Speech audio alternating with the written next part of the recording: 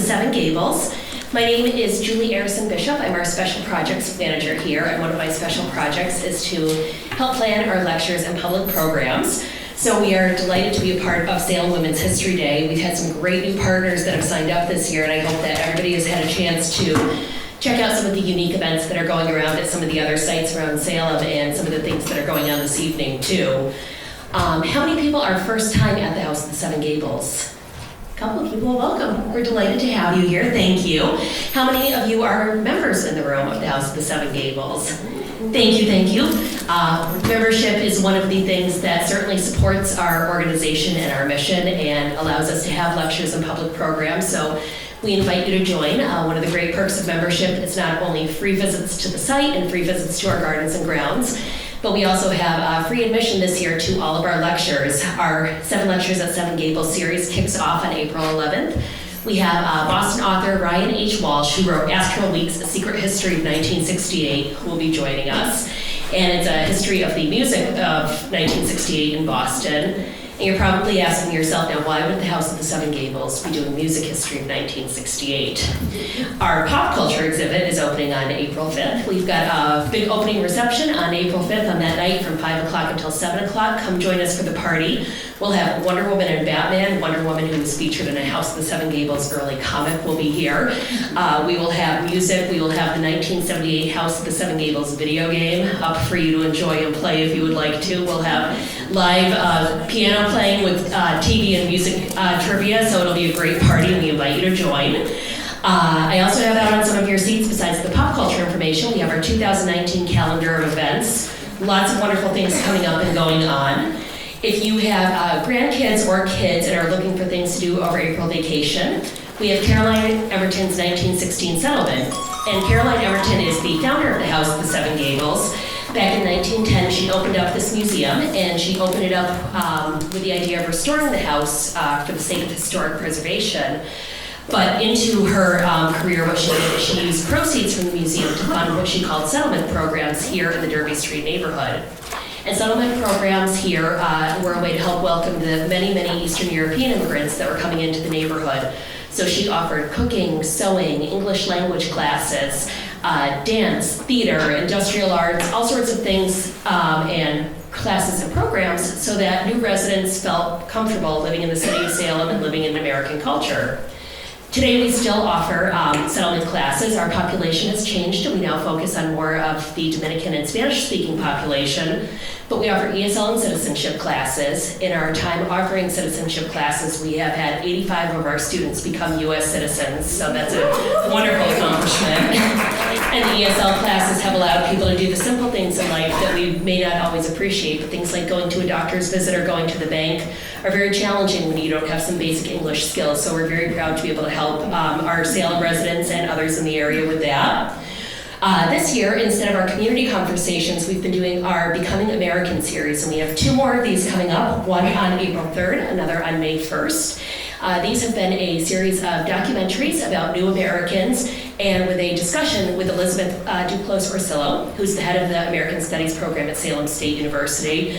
It's been an absolutely wonderful gift to be a part of this program. Only 32 sites in the country have been offered it this year. We were very lucky to be one of them and very lucky to bring it to the North Boston region. So if you haven't had a chance, put it on your list. It's absolutely a wonderful program that we've been offering and part of our settlement work as well. And we always like to know what you think, so we have some feedback on your seats. If after today's lecture you wouldn't mind leaving us your thoughts, that would be great. You can put them on the back table. If you feel like you didn't get enough paper on your seats, there's also more paper in the back with all of our upcoming events, so please feel free to help yourself. And with that, I want to introduce Dina Vargo. We are delighted that this is Dina's second time here for Salem Women's History Day. Last time we did the talk, we were in our Hooper Hathaway house, but it definitely would have been too small to hold this room, so we're very happy that we've upgraded to the bigger space. And Dina is a lover of history and tricorn hats since dressing up as Bessie Ross for our nation's bicentennial, so clearly a history fan for her entire life. After moving to the Boston area, she became a docent for Boston by Foot, where she developed a penchant for writing offbeat hidden history walking tours. And if you had the chance to join us a couple of years ago, you got to hear about her first book, Wild Women of Boston. And today she'll be exploring the hidden history of Boston, which is her newest book, and we'll have that in the museum store along with Dina for a signing right after Dina's talk, so we definitely invite you to join you to go over. If you have any questions you don't want to ask out loud, that'll be a perfect place to ask Dina. Dina's a native of Pittsburgh, Pennsylvania. She holds an MPA from the University of Pittsburgh, and she works in the affordable housing field. Now, Dina's doing something special in about 23 days or so, and raising money for the affordable housing field. She's running the Boston Marathon for Metro Boston. It is amazing that she is standing with us today because yesterday she completed her longest training run, which is a 20-miler. So, a little extra credit for Dina for being here with us today. And throwing in some squats. Good for you. Good work. So, Dina used to live here in Salem, but now she lives in Roslindale. She got married here at the house of the Seven Gables last year. So she, Melanie, and her cats live in Roslindale, but we are delighted to have her back up in Salem with her group of running friends and history friends. So, Dina, with that, welcome, and we can't wait to hear hidden history. Thank you. Oh my gosh, I'm super psyched to talk. That introduction was completely perfect because I feel like it's really going to dovetail with some of the things I'm going to talk about today. So I was excited before, and I'm so excited to be back at the House of Seven Gables. I can't wait to come back for this pop culture, setup that you all have and your parties and the trivia nights and everything like this. We've got to connect calendars here. And I probably will become a member by the time I leave too. I am hot, hook, line, and sinker. So I thought I would do a little mashup today about both books because I know I really wanted to talk about women's history, and I have some of that in the hidden history of Boston. So I thought I would talk a little bit about both books. And so what I thought I would do is give you snippets of each book, and then take a deeper dive into two stories that were very much related to women's history. And just as a way of introduction, I do these history tours for a group called Boston by Foot as a volunteer, and we are all big history geeks, and we have an opportunity to write tours for each other. And I would consider it like professional development in a way. So if we were interested in a specific topic, we could kind of drill down and learn more about that. And I have developed these like offbeat tours. So one is about graveyards, another is about riots, one about booze. So lots of fun, different things. And then I think 8 years ago, I started what I call the True Lies and False Facts Tour. It's called a Questionable Tour of Boston. And we used to have it right around April Fool's Day, right? But it's usually too cold then, so it's actually going to be the day before the marathon this year. And I know, glutton for punishment right here. But it's actually such a fun tour that I certainly don't mind. But that is how I discovered a lot of these stories, because sometimes the truth is stranger than fiction, and it can fool you. So I thought I would do some snippets, first from hidden history and then from Wild Women. And if any of you decide to come to the True Lies and False Facts tour in Boston on April 14th at 2 o'clock, it leaves from the Massachusetts State House. So, and you'll be getting big time clues to this year's tour as well. So, let's see, it's the other one. There we go. All right, this beautiful picture never happened in Boston, right? Because in Boston, Christmas was banned. So from 1659 till 1681, if you were caught celebrating Christmas, you would be fined 5 shillings. The Puritans thought that it was much too ruckus of a holiday. No singing, no frivolities. This did not stand in Puritan life. And so in Massachusetts, really, Christmas was banned. So this is probably Williamsburg. Maybe it's Philadelphia. Okay. This could be celebrated though, so go figure. This is a depiction, a woodcut of a annual holiday called Pope's Night. Every November 5th, there was a street gang located in Boston's North End and a rival street gang from the South End. So not today's South End, That would have been underwater in colonial times. But probably like in the International Towers area, that was the colonial South End. But each November 5th, these street gangs would build a cart, and on that cart they would put an effigy of the Pope, and they would put an effigy of the devil. And then they would spend the day getting liquored up on rum. By nightfall, they would start a bonfire in the center of town, probably around the old State House. And then by nightfall, you were all drunk, and you grab your favorite club, maybe your torch, head to the center of town, and there would be a gigantic street brawl to see who could topple the other's pope first. And whoever went to the fire first, that group lost that year. But no matter, they would celebrate the next year. And if November 5th sounds like a familiar date, it's because it's very much in line with Guy Fawkes Night. So this was an absolute anti-Catholic celebration that ended in 1775. And why did it end in 1775? Because that's when George Washington came to town to take over the Continental Army. George Washington, smart guy, knew that the only way to win what would become the American Revolution was to ally ourselves with France. France was a Catholic country. No more Pope's Night. No more Pope's Night. But that doesn't mean that Catholics weren't hated for a very long time after. And you can read more about hatred in general in the hidden history of us. Lots of hate, lots of darkness in this book. But we have some aspirational things too. Okay, so what's happening here? These two men are, does it say that they're resurrection men? Because that is what they are. Resurrection men are body snatchers. Okay, so the only way for a doctor in training, or up here it's noted as an anatomist, to practice on a cadaver was to go and steal a body. So it wasn't legal to perform autopsies or practice, and that's really the only way you're going to become a doctor, right? And so you could hire people to go and dig a body for you, or if you were, say, going to Harvard Medical School and you needed one, you and your friends went out and dug up a body.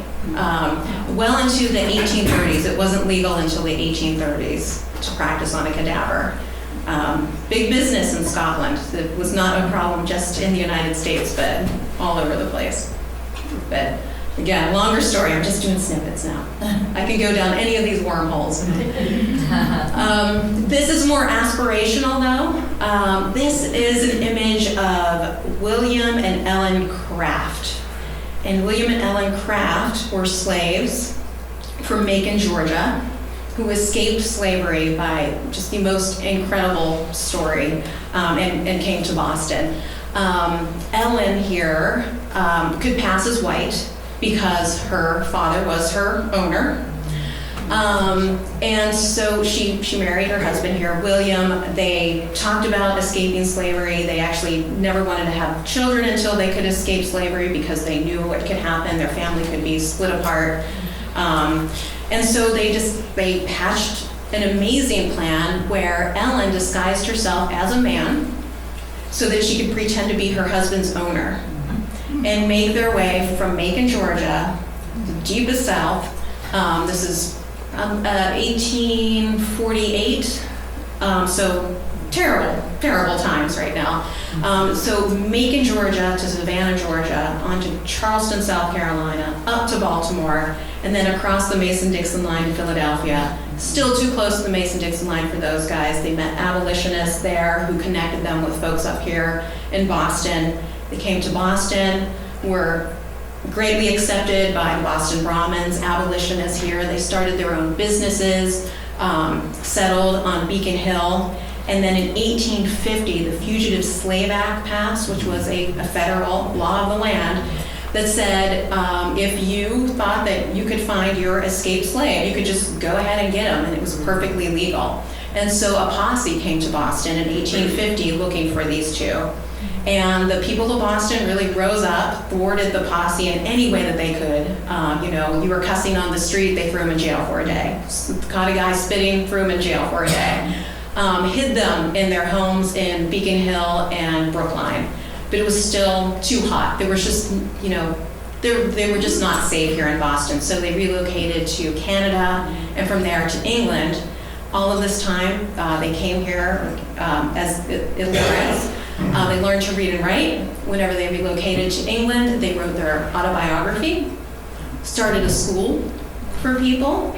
After the Civil War, came back to the United States, settled in Savannah, Georgia, and opened a school for freed slaves there.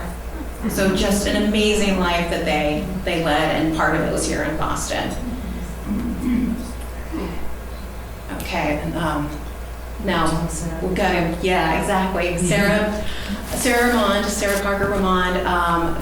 She's my Salem representative, and those of you who live in Salem, you know, I know that there's a park named after her up here. We need statues, man.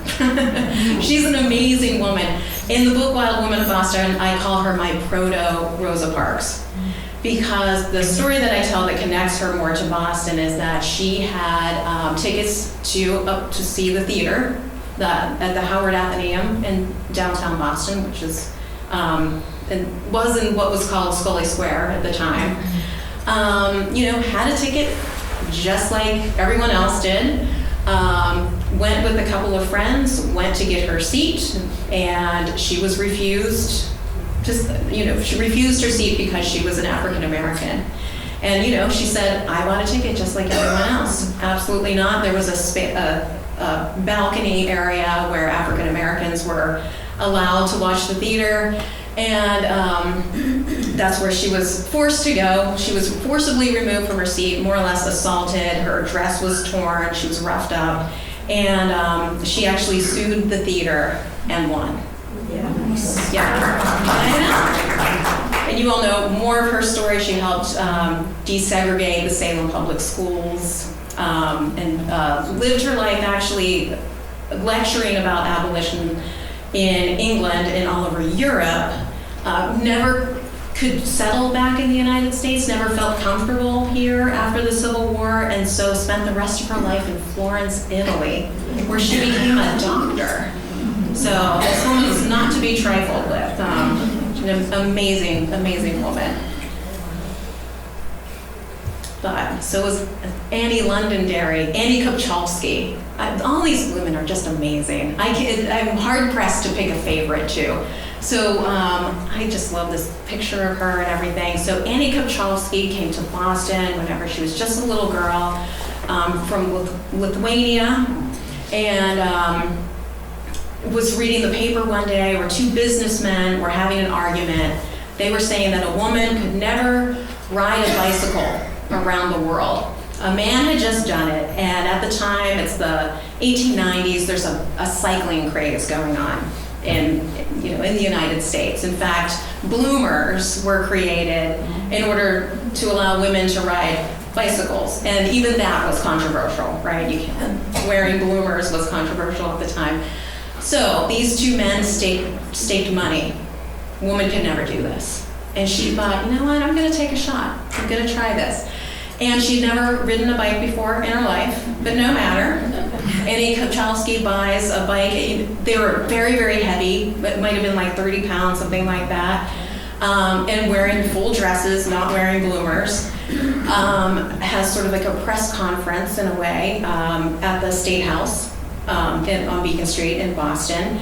And there she took $100 from Londonderry Lithia water. So it was almost like a reality TV show where you start out with no money, and you have to earn money along the way, like The Amazing Race or something like that. So she sold parts of her bike for advertisements and actually sold her name. She became Annie Londonderry Kopchalski, right? So, and even this little card here was something she had printed up so that she could sell them. She could sell her autographs along the way. So she started out from Boston, made her way to Chicago on a bicycle, right? And quit for one day. She was looking at the Rocky Mountains in wintertime. This was just not going to work. But she reassessed. She decided to give it a go again and started to come back east. So she came back, New York City, went over to Europe, hip-hopped across Europe, through Asia and finally came back to the United States, drove through the West, and landed again in Chicago and rode around the world on a bicycle. Yeah, she left Boston after that, relocated to New York City where she became a journalist. So, What year? the 1890s. She did this by herself? Yeah, which is again amazing, just shocking. And all the time to raise money, she was writing stories, some of which may have been a little embellished, we're not really sure, so that she could make money along the way. So she must have had contact with certain people along the way to get these stories filed and everything, but fascinating. Oh. I'm just like, another one. Another one of my favorites. This is Harriet Hemingway. And Harriet Hemingway, she was the daughter of Amos Adams Lawrence. And so Amos Adams Lawrence was the son of Augustus Lawrence, one of the two founders of Lawrence, Massachusetts. And her father was, rich, one of these rich philanthropists, and really put his money where his mouth was. So you've heard of Lawrence, Kansas. That was founded in part from Lawrence money because they were trying to keep Kansas a free state. So they started a New England Emigrant Society, and they would just ship people off to Kansas so they could lay down their stake and populate the state to make sure that it remained a free state. What is it? It's Lawrence College in Appleton, Wisconsin. Their money. He's married to Mary Appleton, a name that you all know.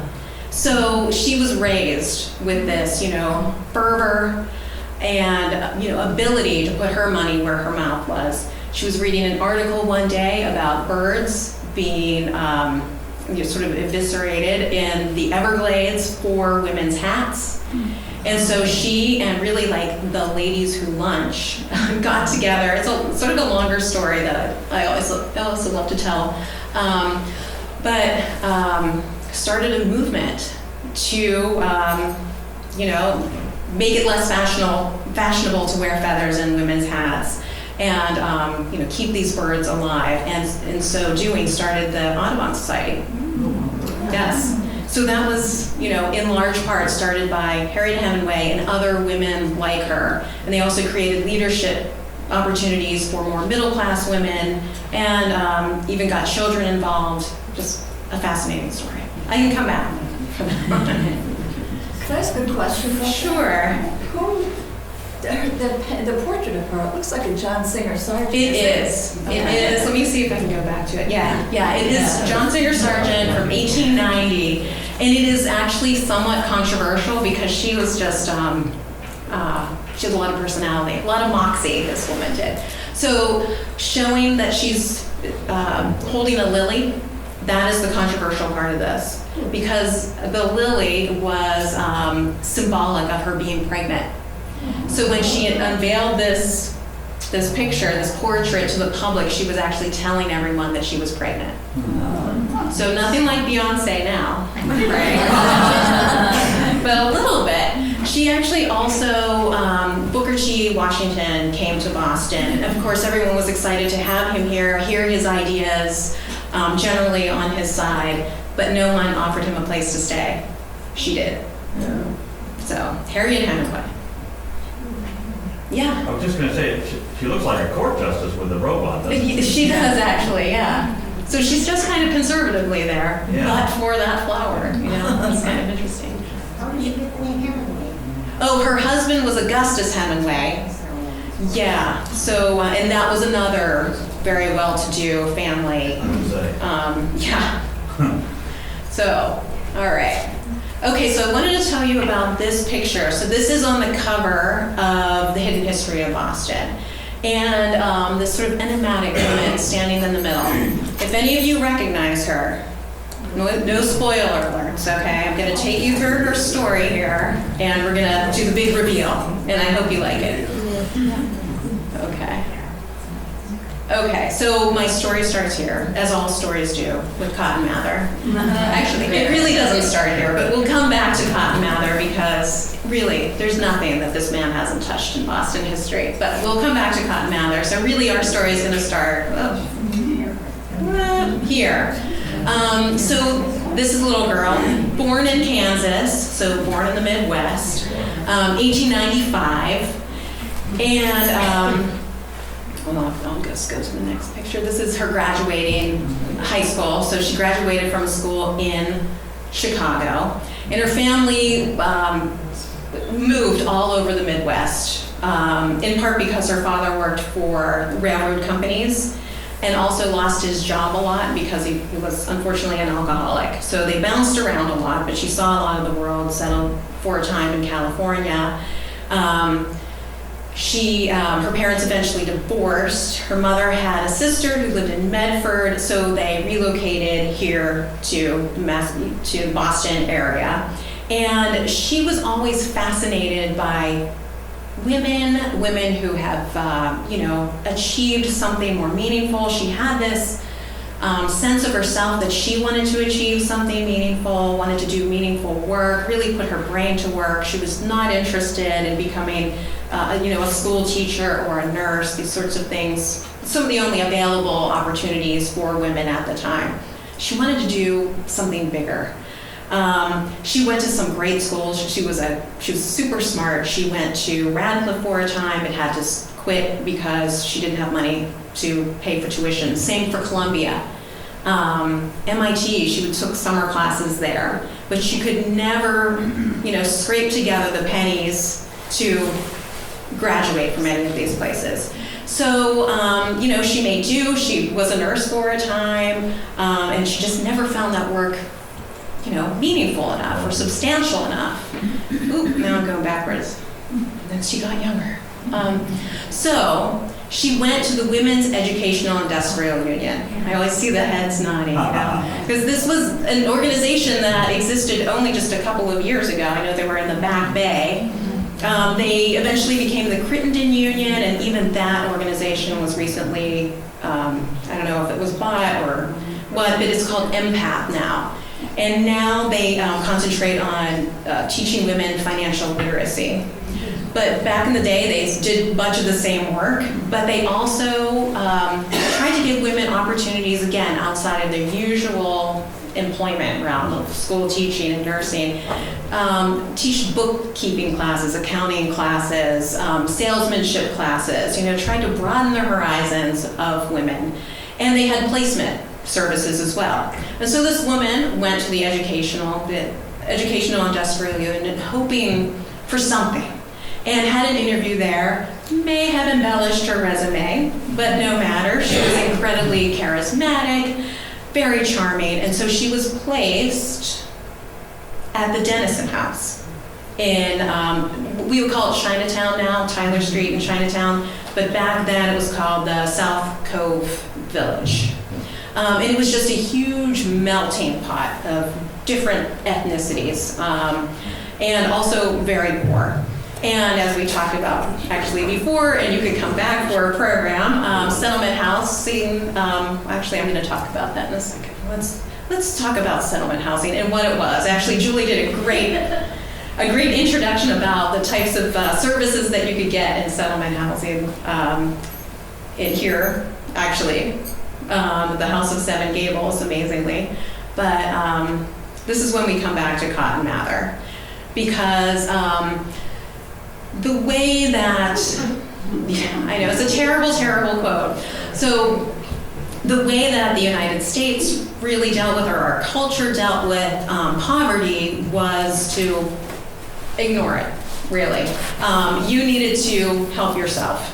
So if you fell upon hard times in colonial times up until the 1800s, well into the 1900s, you could go to your friends for help. You could go to your family for help. You might go to your church for help.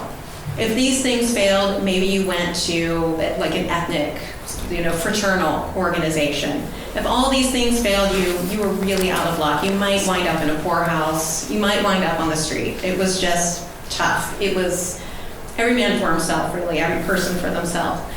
Because at the time they thought poverty, being poor, was really like a character trait, a character defect. You just hadn't worked hard enough, something was wrong with you. And so, as the Boston area's population changes, and you can see here, it's banging, right? And this is all because of a ton of immigrants coming to town. I mean, doubling the size of the city every 10 years, creating slums where there were neighborhoods before. What do we do with these people? How do we handle this influx of so many people that aren't like us and are really poor, and we are just not equipped to deal with this? And so, well, this is all the people I like to say hi. Okay, so settlement housing is a new way of thinking about providing services to these folks in their neighborhood. Basically, it's a community center. Today, we would call it a community center. And back then, who worked for settlement housing? Women. Yeah. So you can see here, 3/5 of settlement housing workers were women, and 9/10 of them had been to college.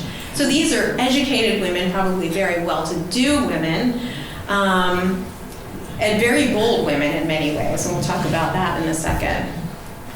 Okay, so this again is just sort of the idea of bringing community to a place where there may be none. And this is what they start to get to. They start to explore the reasons behind poverty. It's not enough to just come into a neighborhood and provide services. We really want to understand what's happening to these folks, what's going on with their lives. We're not ready to just admit that there's something wrong with them. Although the top of this chart maybe hasn't made its way quite to enlightenment yet, maybe they're just drunk. Well, maybe. But now we're getting to the causes indicating misfortune. Why are there poor folks? Because they can't find a job. Because they're sick, because they've lost their spouse, because they're older, or maybe they're underemployed. There are actual reasons behind it. It's not just their fault. And this is actually called scientific charity at the time. These settlement housing workers could go out and do interviews with folks and really start to think about the whys, and then, the hows, about how are we going to address this problem. Okay, so the Dennison House, I'm going to highlight that in blue here. So this is in what we would call Chinatown today, right around where Tufts Medical Center is. So the blue is the Dennison House. All of these yellow balls are saloons. Oh my God.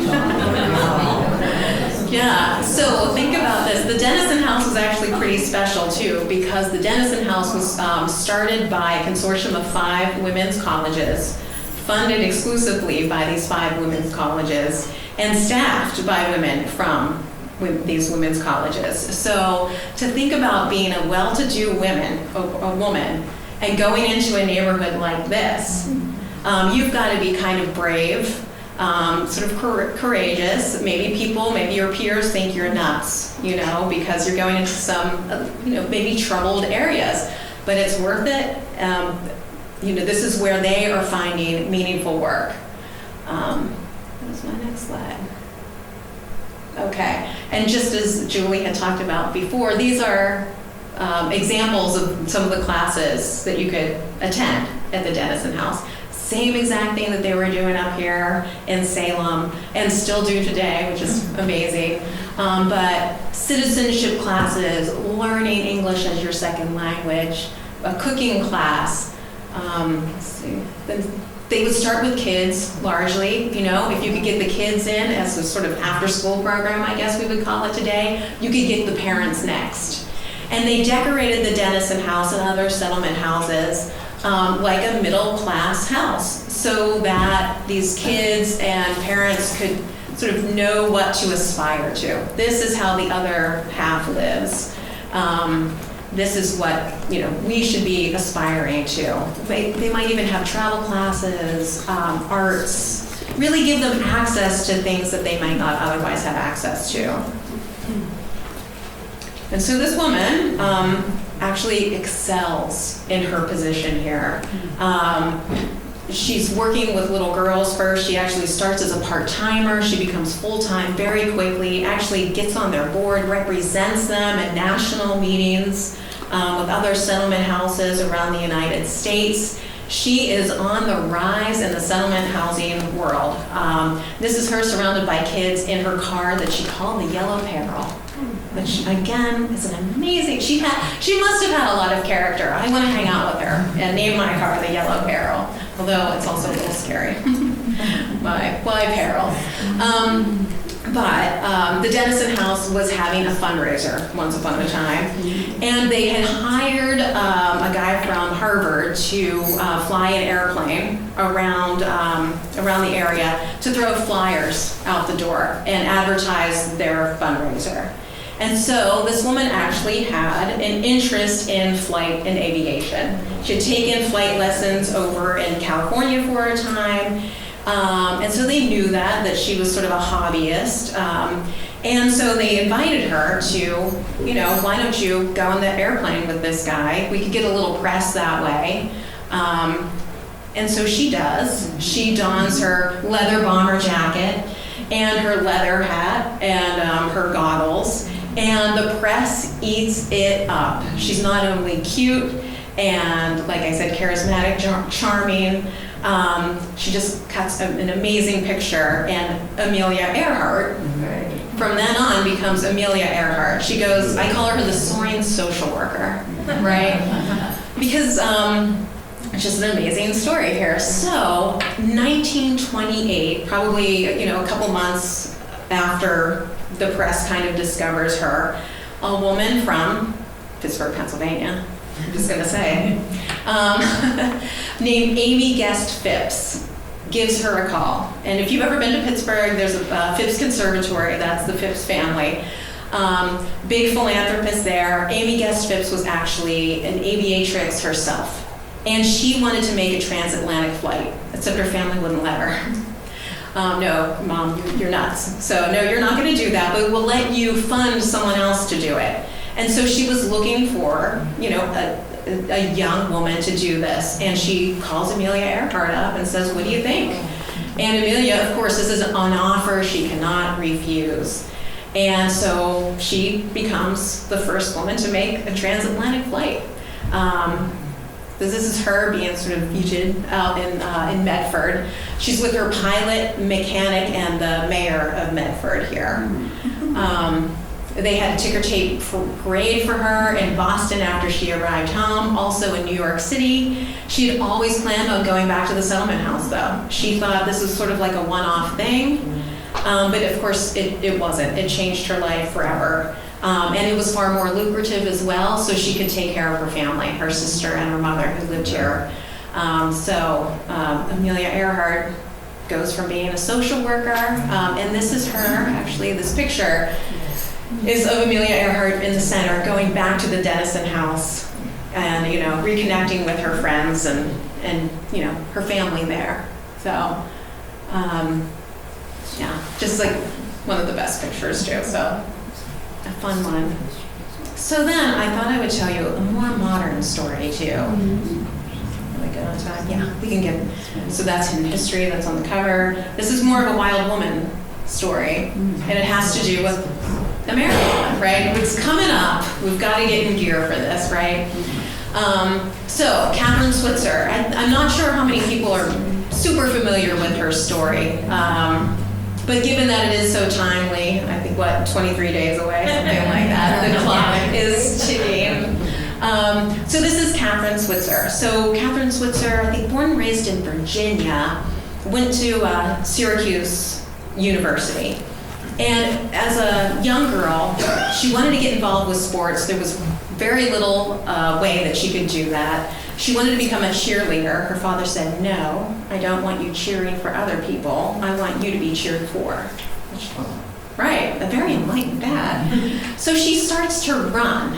And again, her friends don't quite understand this because girls running, in the late 50s, early 60s, This is just sort of unheard of. They thought that her thighs would be gigantic. She would, get really hairy. And if she ran over some certain mileage, her uterus might fall out. This was sort of like the prevailing thought, right? So, but still she called it her secret power. She loved to run. And she went to Syracuse University, got on their track and field team where there was no women's team, but they accepted her as, as long as you want to practice with the men, you're fine to come here. And so she did. And she was sort of like left with this older coach that I guess the younger guys didn't really want to run with. And so she became friends with this guy named Artie. And they were out on a long run one day, and wintertime in Syracuse, probably gray and rainy and grim. And Artie's just going on and on and on and on, talking about the Boston Marathon. This is what he talked about a lot. And she was just absolutely tired of hearing about it, and I guess it was just, a grim day anyway. She was in a bad mood, and she said, Artie, I don't want to talk about this anymore. How about instead of talking about it, we just do it? And he said, well, that's a great idea, except you're a woman. I don't think you can do it. But if any woman could do it, you could do it. So I'm going to look into the rule book to see what we can work out here. Goes to the rule book. There is absolutely nothing in the rule book to say that a woman can't run the Boston Marathon. And so she starts to train all through the winter months. There's an application process. She had to have a physical done. Boom, gets that part of her application in, no problem at all. Fills out the application not as Katherine Switzer because she's like an 18, 19-year-old girl. She wants to be cool, so she calls herself KB Switzer. She wanted to be a writer, so KB Switzer's her name, And so there's really no indication of her gender on this application, and so, April rolls around. She and her friends and teammates and Artie show up in Hopkinton, ready to run the race. People, maybe look askance at her. She's a little smaller than everyone else there because she is the only woman. And, but no one really says anything to her. And if anyone did stare too long at her, Artie was standing beside her, and he'd, give her a shove or give her a hug and say, "This is my girl, Katherine. We're going to run the Boston Marathon."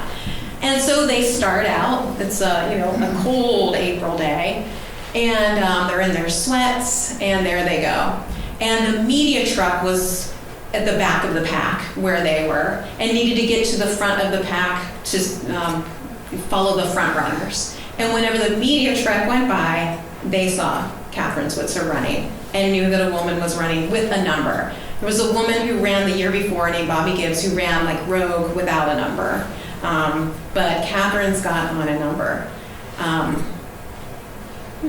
This is problematic for these two men here. So this is Jock Semple, and I forget his co-director's name, but they did not accept Katherine Switzer running with a number. They chased her down, yelling, "Give me back my damn number." Artie looked at Katherine and said, "Run like hell." And so they continue to run. Unbelievable. She's being tripped up here. When you see the pictures, it really brings the whole thing to life. And the media truck was right there, right? So Artie, her coach, is the guy in the shorts. So yeah, here he comes, just trying to grab her number away from her. This is Tom here. Tom would become her husband, actually, and was trying out for the Olympics as a hammer thrower. This is key to the next part of this story, because here comes Tom. So Tom takes care of Jock Semple for Katherine. And if you can believe this, I think this was like 3 miles in. I mean, about 26.2 long. I don't know. As a 19-year-old girl, I probably would have been like, yeah, it's okay, fine.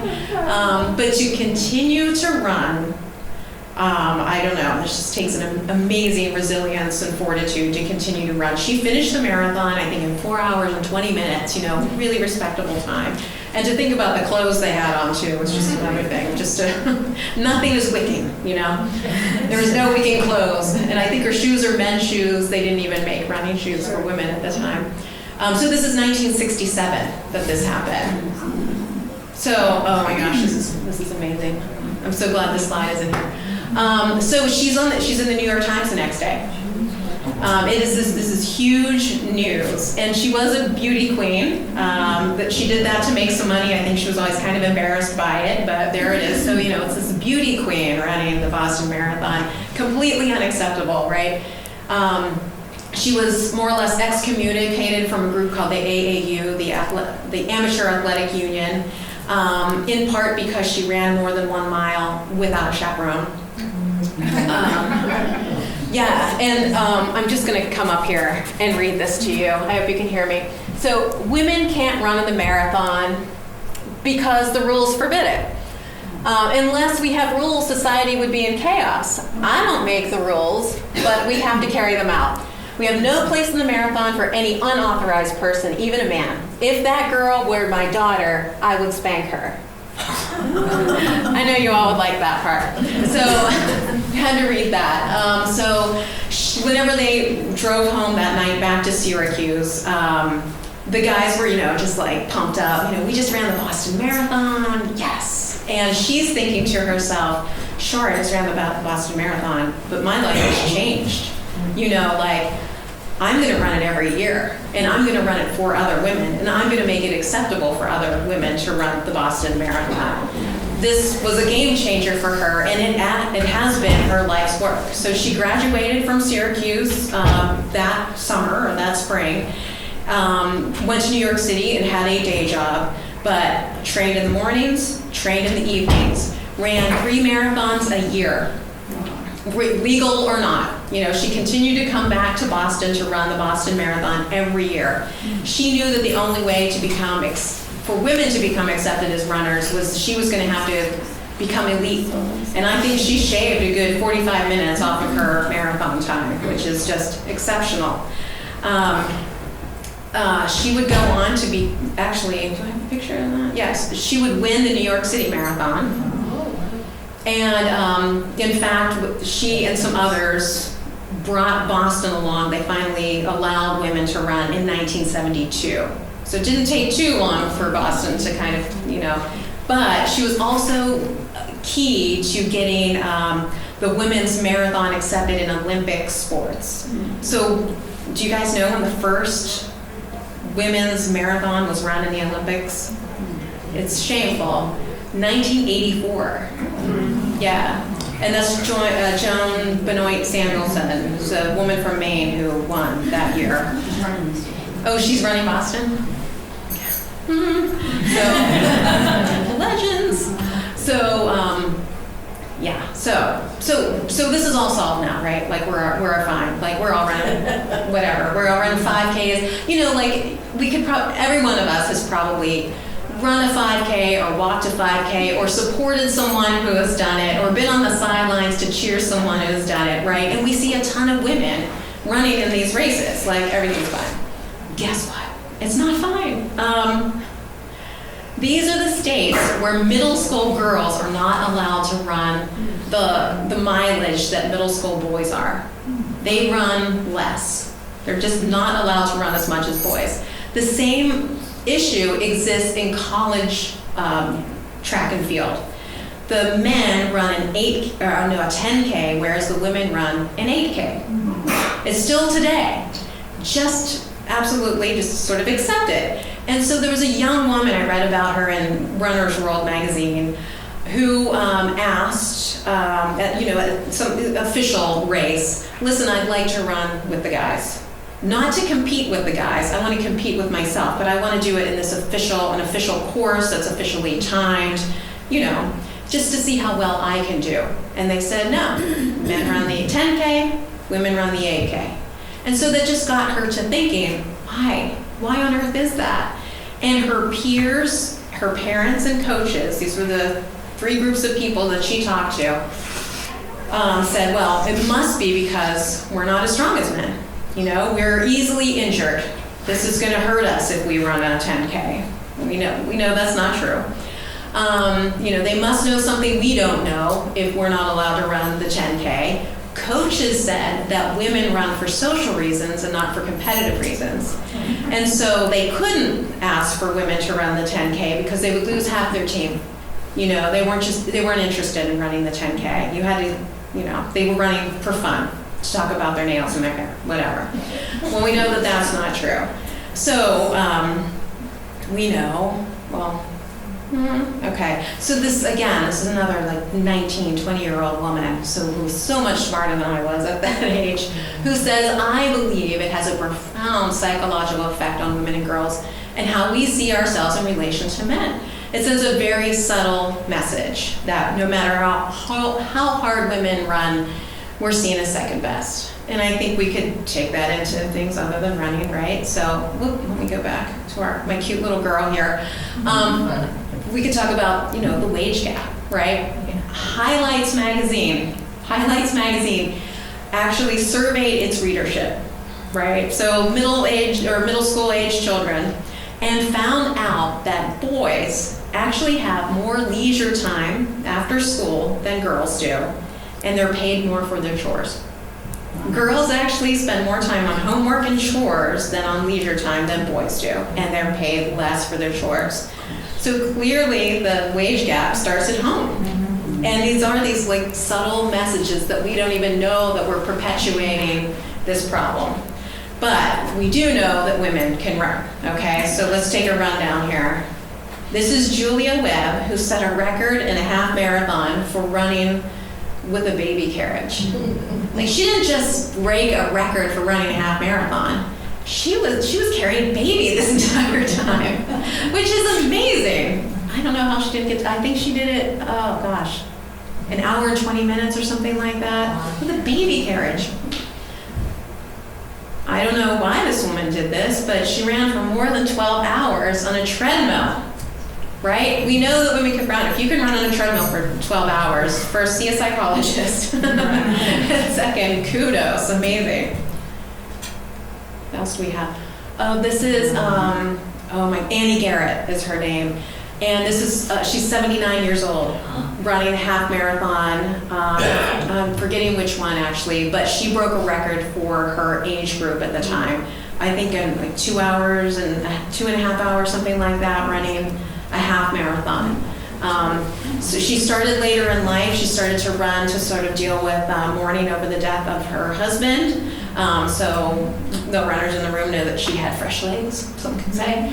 And she also has amazing taste in compression socks. And then this is, I am forgetting. I know her name's Harriet. I'm just forgetting her last name. She just recently passed away, but she was, I think, pushing 90 years old and continued to do the San Diego Marathon, full marathon. Walking it, sure, but did it every single year. Just, amazing. So young women can run, older women can run, we can all run. This is Becca Pitsy. She is from Vermont. She ran 7 marathons on 7 continents in 7 days. Logistically amazing as well. But she, I think, is a manager of an ice cream store, single mom over in Belmont. 7 continents, 7 days, 7 marathons. So we know that women can run. And lastly, Katherine Switzer can still run. In 2017, 50 years after she ran her first marathon in Boston in 1967, she ran it again. She's 70 years old in this picture, folks. And she has the same number, 261. Yeah, so now she's actually started a little nonprofit advocacy group for women, all shapes and sizes, ages, everything, to run and just connect to other runners. So I think there are a couple of different chapters here in Boston. They connect you with coaches. So she is still working with women and their running goals. And so with that, I leave you with Hidden History and Wild Women of Boston. And I hope you enjoy the talk.